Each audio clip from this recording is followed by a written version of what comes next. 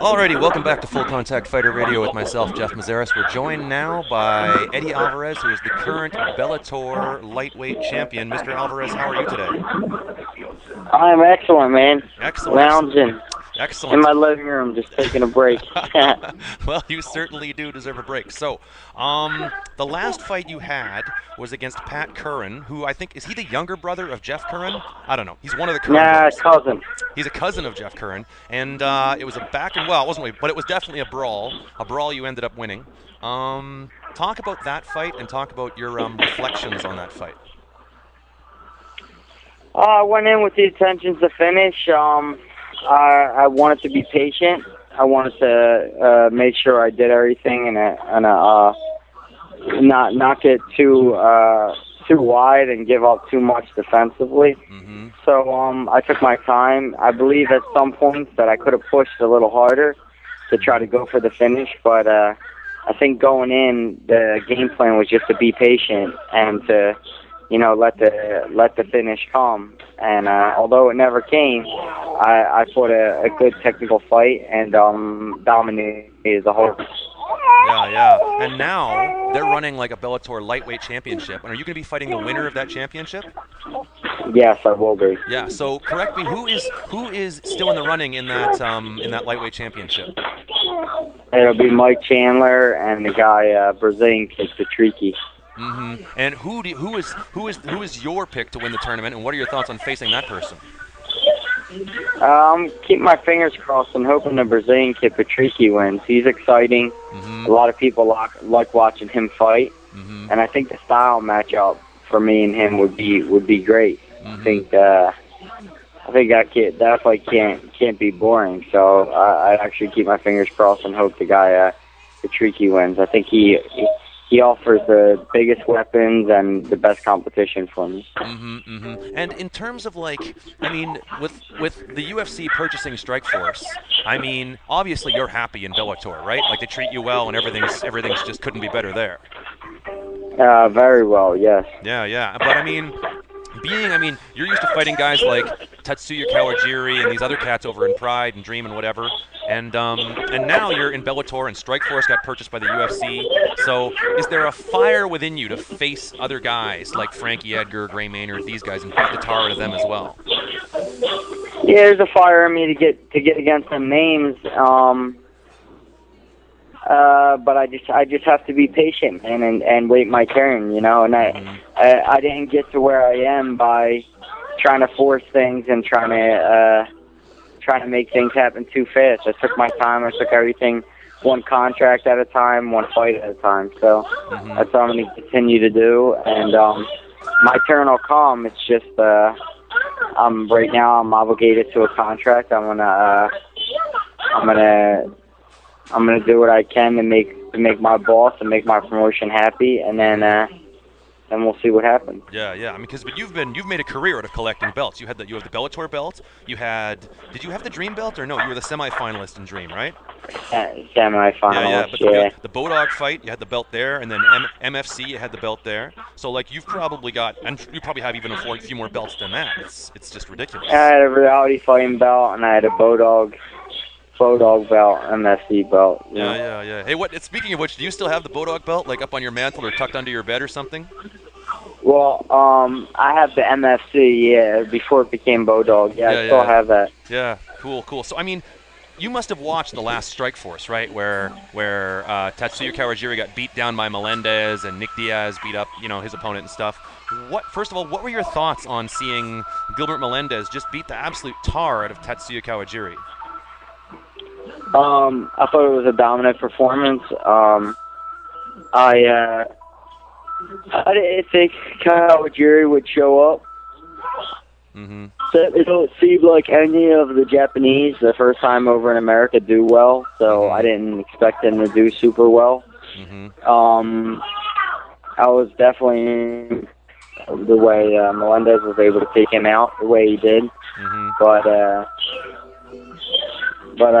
it was a good fight, man. Yeah. And then after seeing that, a lot of people that I knew said you're the guy to beat Melendez. With your wrestling and your hands and what have you. Do you think that you have the current recipe to beat what a guy like Melendez brings? Absolutely, I know I can beat Joe Melendez. That's not a question. Mm-hmm. It's just a matter of where to get the fight signed. You know, we wanted to get signed a while back. We weren't able to. Nah, we definitely aren't going to be able to. So I mean, the fact that I can't fight him, there's no sense in even talking about a matchup with him. Yeah, yeah. If I can beat him, yeah. Yeah, I think that's a great style matchup for me. I would love to have that fight. Yeah. Okay. Well, what about this idea? If you were to put Melendez and then Frankie Edgar and Gray Maynard in a three-way tournament, of those three guys, who do you think is the top guy? Frankie wins. Mm. I think Frankie is a very close friend and training partner of mine, and me and him work closely together, and he wins because he's my friend. He's part of the team, and he has all the attributes to be number one, and that's why he is number one. Yeah, yeah. Actually, yourself and Frankie Edgar, you guys are almost like twins of one another. So I mean, when you guys spar in the gym, that must be insane. We're both number one. Yeah. So down the road, if everything comes together, there's no way that you and Frankie Edgar would ever fight one another in the cage. I mean, it is a possibility, but right now we're just doing what we can to help each other, make each other better. But you never know what could happen in the future. With the way things are in UFC, owning everything, it's tough to say so. But right now, I feel like sorry, morning. I feel like okay.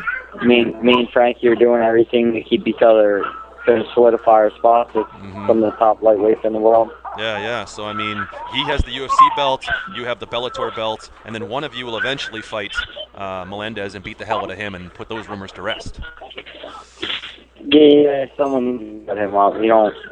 He seems to talk a lot. Yeah. So this weekend, as I'm sure you know, is the UFC, and I want to get your opinions on some of the things that you think are going to happen. I mean, the GSP versus Jake Shields thing, I think a lot of people are completely underestimating Shields' abilities. What are your thoughts on that fight?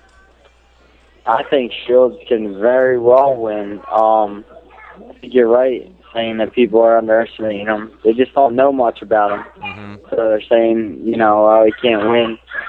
I think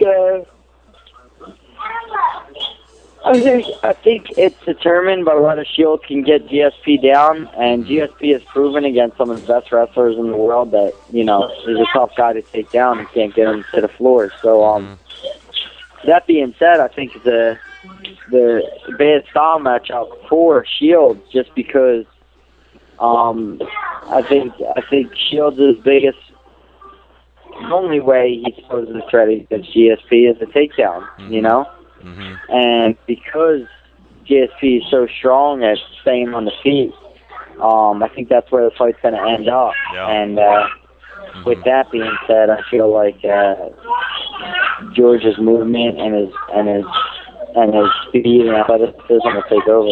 Yeah, yeah. I mean, because GSP has fought lots of good wrestlers before. I mean, Josh Koscheck, John Fitch. I mean, he's fought guys with good jiu-jitsu before, like BJ Penn. But has Jake Shields ever fought anybody like GSP before? That's the question. I don't think so.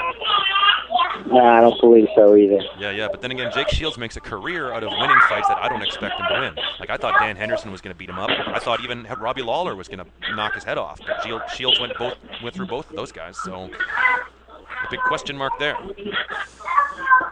Yeah, that's true. Yeah. So how about this one? The Jose Aldo versus Mark Hominick fight. What are your thoughts on that? Two strikers. What are your thoughts on the Aldo versus Hominick match? Oh, the fans are going to win that one. That seems like it'll be a great scrap, man. That has candidate for fight of the year written all over it. But if I had to pick someone, I'd take Aldo. Yeah, you think so? I mean, one of the things that I've thought about Aldo is that he's beaten a lot of guys who are primarily wrestlers, like Uriah Faber and Mike Brown and Manny Gamburian, primarily grapplers. He's made grapplers look bad at striking. And now he's fighting Hominick, who is himself a super striker. And I think Hominick might be the best striker that Aldo has ever faced. Yeah, I think you're right in your assumption. Definitely. But do you still think Aldo's going to walk away with the belt?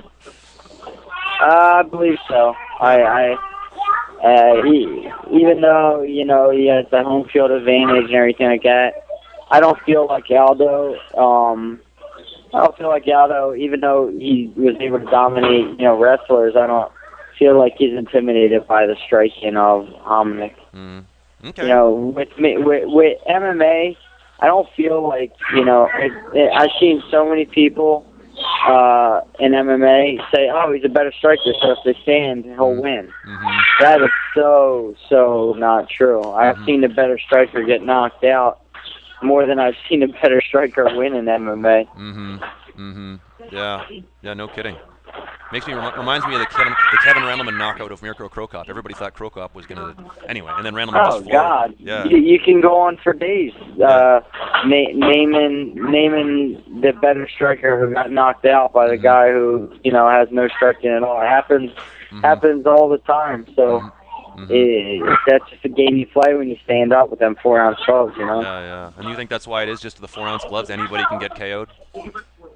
Yeah, that because it's hard to be defensively sound like perfectly, with them little gloves. It's very hard to keep your defense the way it should be and keep everything sharp. And then the last fight I want to bother you about, Couture versus Machida. A lot of people are actually suggesting that Couture might win this fight. I think that's insanity. I think Machida's going to knock him out. What do you think? I'll have to agree with you there. I think Machida's still got that top speed. Of course, if Randy gets inside, he'll be able to dominate. But I just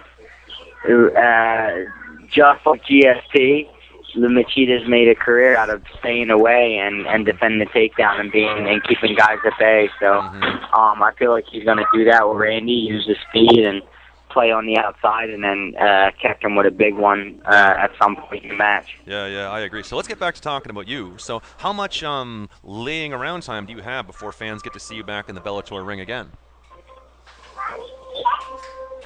I believe August 20th I'll be going again. I've been staying pretty active, trying to help Frankie get ready for Gray, as well as some of my other teammates. I have another teammate, Samuel Pisa, who's fighting May 15th on the Bellator card, or May 14th. So I've been staying in the gym helping some of my teammates get ready, as well as just keeping in shape and keeping my weight down or whatnot, and working on some new cool things. But I think August 20th is my next date. That's what Bellator told me, Bjorn told me from my life. Okay, cool. Well, thanks very much for being on the show. I'll let you get back to enjoying some relaxation time, and we'll talk to you again soon on Full Contact Fighter Radio. Thank you. Is the magazine still out? You know, I'm not sure. You'll have to ask Joel Gold about that. I just do the radio, so yeah, beats me. I don't think he does the newspaper anymore. I think he just does the website and this silly thing. Oh, is that right? Yeah, I think so. But yeah, I haven't gotten a newspaper in a long time.